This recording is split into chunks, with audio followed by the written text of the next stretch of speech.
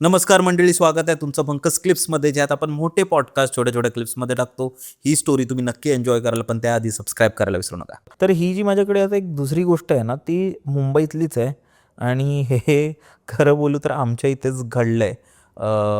आम्ही स्वतः ते विटनेस केलं, पण आता ते तुम्हाला त्याच्याबद्दल जास्त डीपमध्ये सांगू नाही शकत. पण तुम्ही जर मला इंस्टाग्रामवर मेसेज केलं किंवा काय, तर नक्कीच मी तुम्हाला अजून त्याच्याबद्दल माहिती देईन. तर झालं कसं होतं ना, की जेव्हा मी 7वीत होतो ना, तेव्हा आमच्या वर्गात एक मानसी नावाची मुलगी होती. खरं नाव अगेन मी नाही सांगणार आहे, कारण मग ते लोकं प्रॉब्लेममध्ये येऊ शकतात किंवा मे बी त्यांना आवडेल नाही आवडेल. तसंही असतं ना, की खूपदा मी जोशमध्ये येऊन स्टोरी सांगून देतो, पण नंतर मग जे माझे नातेवाईक असतात काय असतात, ते लोकं बोलतात, की "तू का सांगितलंस?" त्यामुळे थोडं आपण त्यांच्याही प्रायव्हसीची काळजी घेऊ, पण स्टोरीमध्ये काहीच कमी नाही आहे, ठीक आहे. तर मानसी आमच्या वर्गात होती आणि ती नवीनच आली होती. ते काही मुली असतात ना, जे मध्येच येतात, म्हणजे 2 महिने ऑलरेडी झालेत तुमची शाळा चालू होऊन आणि अचानक एक दिवस नवीन कपडे घालून येणार, शाळेचे नाही ह्याचे. तर मग माहिती पडते की ती मिडल ऑफ द इयर आली होती, ॲडमिशन वगैरे तिचं झालं. आणि कसं होतं की मानसी ही तिच्या वडिलांबरोबर राहायची. तिची आई लहानपणीच गेली होती, तर वडील आणि मानसी हे दोघंच राहायचे. ते ह्या आधी गोरेगावला होते, त्यानंतर ते आमच्या साईडला शिफ्ट झाले होते. तर जेव्हा ते लोकं शिफ्ट झाले ना, त्यांनी एकदम मोठ्या बिल्डिंगमध्ये त्यांनी घर घेतलं.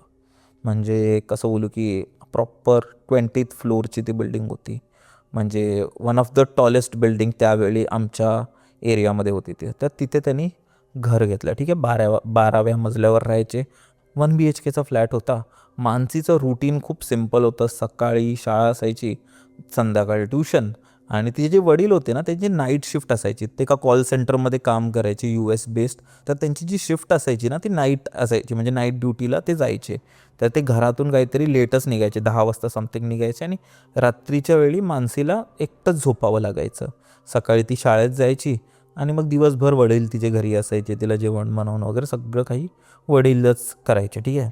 तर त्यांच्याही लाईफमध्ये पहिल्यांदा असं होतं की ते लोक एवढ्या मोठ्या बिल्डिंगमध्ये राहत होते, कारण इथे रेंट खूप जास्त स्वस्त होते त्यावेळी, आणि ते लोक येत पण गोरेगाव आणि त्या साईडून होते, ठीक आहे. तर त्यांना बऱ्याच कमी किमतीत एवढ्या मोठ्या बिल्डिंगमध्ये मिळालं. सगळे अम्युनिटीज होते, पूल झालं, क्लब हाऊस झालं, सगळं काही तिथे अवेलेबल होतं त्या सोसायटीमध्ये. आणि वडिलांनाही टेन्शन नव्हतं, कारण सिक्युरिटी ही चांगली होती. म्हणजे असं कोण येऊन जाऊ, म्हणजे असं कोण येऊ नाही शकत विदाऊट परमिशन, आणि कॅमेराज वगैरे सगळं काही होतं. तर वडीलही एकदम टेन्शन फ्री असायचे. तर काही दिवस त्यांना शिफ्टिंगला लागले. त्यानंतर सगळं नॉर्मल झालं. तिची शाळा सुरू झाली आणि परफेक्ट तिलाही बऱ्यापैकी तिकडे सगळं जमायला लागलं. क्लासेस वगैरे, स्कूल, मित्र, मैत्रिणी, सगळं काही तिचं चालू झालं, ड्रॉइंग क्लासेस वगैरे, आणि ती कम्फर्टेबल झाली. मस्त तिला आवडायला लागली ही जागा. 2 महिन्यानंतर एक रात्री असेच वडील कामावर गेले होते. ही टी व्ही बघत होती आणि अराऊंड 12च्या आसपास ही अराऊंड झोपायला चालली. टी व्ही बघता बघताच ही झोपून जायची. त्यावेळेस अचानक आहे ना, हिला वरून आहे ना कोणतरी असं ठोकतंय ना, असा आवाज आला की कोण काहीतरी हातोड्याने ठोकतंय.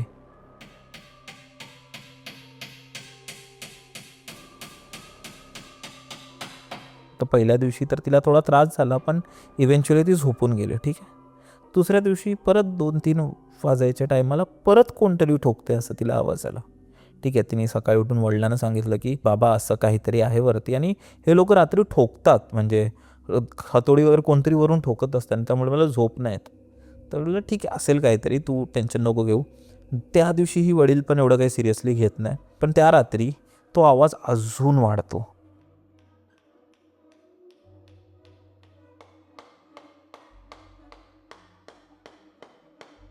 म्हणजे जोरजोरात कोणतरी असं ठोकतंय असा आवाज येतो. त्या रात्री स्नेहा झोपत नाही. दुसऱ्या दिवशी ती शाळेत येत नाही. तर तिसऱ्या दिवशी तो आवाज खूप जास्त वाढतो. म्हणजे कोणतरी जोरजोरात ठोकतोय आणि तिला मानसीला झोपच येत नाही. तर ती कशीबशी म्हणजे झोपते. सकाळी 5 वाजता तिला झोप लागते. ती शाळेत जात नाही. 2 दिवस तिचा मिस होतो. सकाळी जेव्हा वडील येतात परत, ते मानसीला बघतात, तर मानसी पूर्ण ती एकदम आजारी मनुष्य कसा असतो तशी झालेली असते.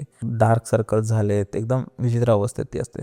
जसेच बाबा आतमध्ये येतात, तिला उठवतात, ती बाबांना घट्ट मिठी मारते आणि बाबांना सांगते की काल रात्रीही तो ठोकत होता. त्यावेळी बाबांना तरी वाटतं की बा कदाचित हिला भीती वाटत असेल, नवीन जागा आहे, गोष्ट. असं कोण एवढ्या मोठ्या बिल्डिंगमध्ये कोण ठोकेल?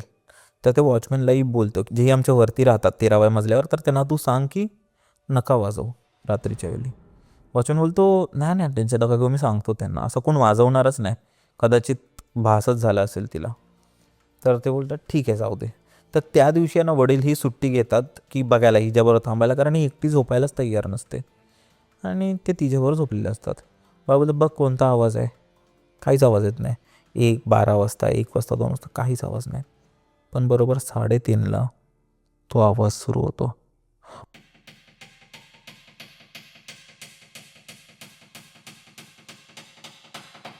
मानसी त्याही रात्री झोपलेली नसते त्या भीतीने, कारण त्या गोष्टीने तिला हॉन्टच एवढं जास्त केलेलं असतं. ती बाबांना उठवते की बाबा उठा. यावेळी आवाज एवढ्या जोरात नसतो, पण असतो की कोणतरी वाजवते.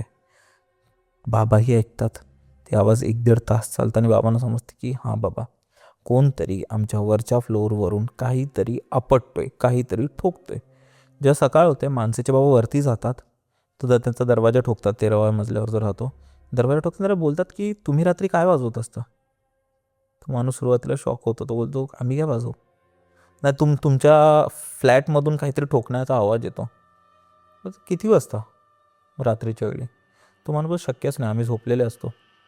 काहीतरी आहे तुमच्या घरी जे वाजवतो. कोण वाजवतो सांगा. जर मला तो आवाज आज आला ना तर मी पोलीस कंप्लेंट करणार. ते बोलले की नाही वाजवतो, तुम्ही करा पोलीस कंप्लेंट. तो माणूस एकदम तावा देतो आणि थोडं त्यांची भांडणं वगैरे होतात. ठीक आहे, तो बोला आज फक्त येऊ दे आवाज, मी पोलिसांना बोलवेन. तो बोला बोलव, पोलिसांना बोलव. ते सगळं होतं, भांडण सॉल्व्ह होतं. बाबांनी 2-3 दिवस सुट्टी घेतलेली असते, पण त्या रात्री तो आवाज येत नाही. त्याच्या दुसऱ्या रात्रीही काहीच आवाज येत नाही आणि आठवडाभर होतो, काही सगळं नॉर्मल झालेलं असतं. बाबाही खुश होतात किंवा मी जिंकलो. म्हणजे असं होतं की बरं झालं मी बोललो, नाही तर ह्यांनी काय बंद नसतं केलं. मला वाटतं हेच होतं, भांडल्यापासून काही आवाज येत नाही. अंटिल वन फाईन डे त्या 13व्या मजल्याच्या त्या घरापासून एक एक कुसट वास येतो. त्यांना कुसलेला काहीतरी वास येतो. नेबर्स वगैरे कंप्लेंट करतात, बाहेर निघतात आणि घाणेरडा वास सुरू होतं. आजूबाजूच्या लोकांना जमा करतो, सिक्युरिटीला बोलवतो आणि ते लोक दरवाजे ठोकतात. तर कोण दरवाजाच उघडत नसतो, कोणच माणूस दरवाजा उघडत नसतो. तर फायनली त्यांच्याकडे काहीच ऑप्शन नसतो, ते लोक पोलिसांना बोलवतात. रूम ओनरला कॉल करत असतात. एक्झॅक्टली तोच फ्लॅट जो मानसीच्या वरती होता. रूम ओनरला कॉल करतात, कोणच कॉल नाही उचलत. पोलीस ते दरवाजे तोडून टाकतात. आतमध्ये जातात तर किचनमधून एकदम घाणेरडा वास येत असतो. पूर्ण घर स्वच्छ, एकदम टापटीप, सगळ्या लाईट चालू होत्या. आतमध्ये जातात तर त्यांच्या इथे एक टब होता आणि त्या टबामध्ये पूर्ण रक्त होतं. त्या लोकांना तो वास आहे ना फ्रीजकडून येत असतो, फ्रीजच्या दिशेने येत असतो. ते लोक फ्रीजकडे जातात, पोलीस जातात आणि ते लोक सगळे फोटोज वगैरे काढत असतात इन्व्हेस्टिगेशनसाठी. आतमध्ये फ्रीजकडे जातात आणि फ्रीजचा दरवाजाचा एक कॉन्स्टेबल उघडतो ना, आतमधून एक हात पडतो, एक ह्युमन हँड असं खाली पडतो. जेव्हा ते लोक समोर बघतात, एक लेडी कॉन्स्टेबल तर तिथेच बेशुद्ध होते. त्यांच्या फ्रीझरमध्ये एका बाईची मान त्यांना आढळते. खालच्या भागात पूर्ण तिचे बॉडी पार्ट्स होते आणि स्मॉल स्मॉल पीसेसमध्ये तिचे पार्ट्स कट केले होते त्यांनी. जेव्हा इन्व्हेस्टिगेशन होते, जेव्हा पोलीस वगैरे पूर्ण बसतात, पूर्ण पूर्ण मीडियामध्ये ती बातमी पसरते, सगळ्या न्यूज चॅनलवर ती बातमी येते, आमच्या पूर्ण एरियात ती बातमी एकदम प्रसिद्ध होते आणि सगळीकडे त्याच गोष्टी चालू लागतात.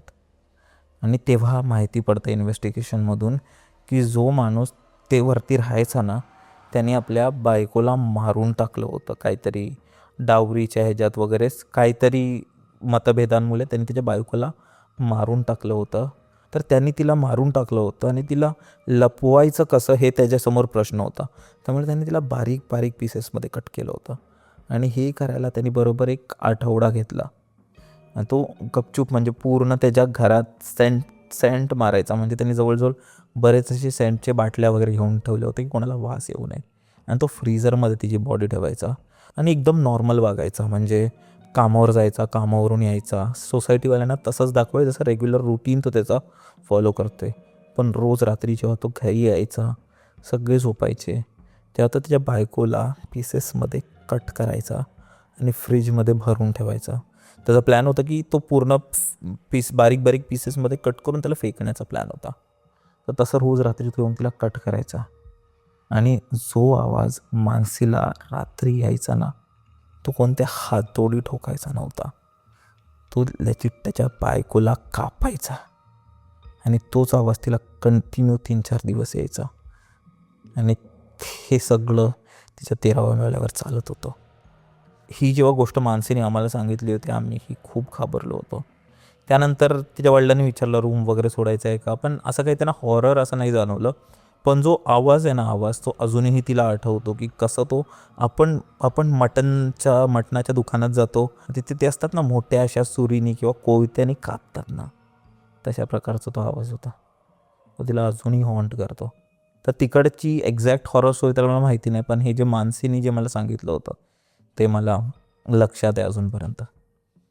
तर हीच स्टोरी होती. म्हणजे ही कंप्लीट मला वाटतं हॉरर नाही, पण ती गोष्ट आहे ना की भाई आपल्याला वाटतंय की वरती काही चालू आहे आणि असं काहीतरी चालू आहे हे कोण स्वप्नात विचार नाही करू शकत. मग त्यानंतर त्यांना जेल वगैरे झाली, अशा गोष्टी बऱ्याच झाल्या. पण हीच होती मला वाटतं आपली दुसरी स्टोरी. आपण आपल्या पुढच्या स्टोरीकडे जाऊया, पण त्याआधी तुम्ही व्हिडिओला लाईक आणि चॅनलला सबस्क्राईब करायला विसरू नका. व्हिडिओला हाईप करा, कारण हे जे असे प्रकारचे व्हिडिओज आहेत ना, मी खरोखर खूप रिसर्च करून आणि खूप गोष्टी आठवून की कोणती अशी गोष्ट आहे का जी मी ऐकली आहे, जी मी अजून सांगितली नाही आहे, खूप मेहनत करून किंवा लोकांना विचारून गोष्टी तुमच्यासाठी जमा करतो आहे. हा एक वेगळ्या फॉर्मॅटचे व्हिडिओज आहेत, पण जर तुम्ही प्रेम दिलात तर मी असेच व्हिडिओ आपण कंटिन्यू करू शकू. त्यामुळे व्हिडिओला अजून लोकांपर्यंत पोहोचवा आणि कमेंट करा. मंडळी, जर तुम्हाला ही स्टोरी आवडली असेल तर डिस्क्रिप्शनमध्ये आम्ही पूर्ण एपिसोडची लिंक टाकलेली आहे, तो चेकआउट करायला विसरू नका. त्यात अशाच प्रकारच्या भरपूर स्टोरीज अवेलेबल आहेत. आणि सबस्क्राईब करायला विसरू नका.